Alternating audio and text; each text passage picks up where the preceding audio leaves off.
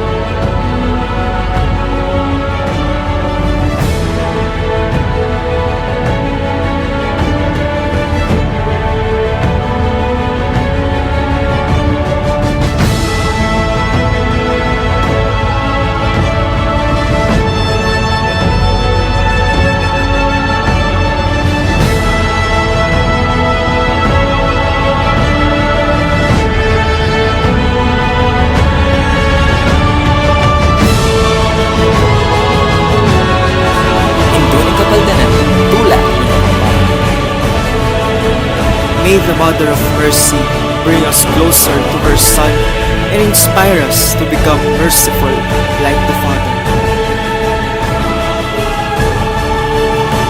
Santo Cristo del Perdon, Pakaluluan mo kami. Virgen de los Remedios, induling kapaldanan, tula ng Kapampangan. Panalangin mo kami.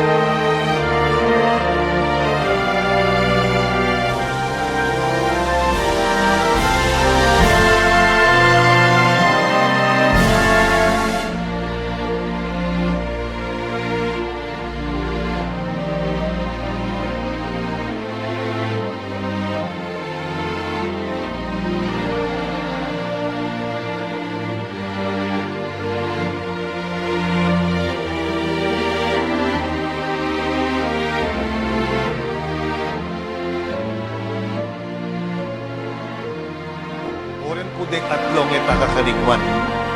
Na para sa naning Cruzada po tamuntay keng barangay tamo. Na sana po panalangin tamo through Penitencia to Rosario. Na sana po yung kapayapaan at katahimikan manatili ing Balen at Bansanta.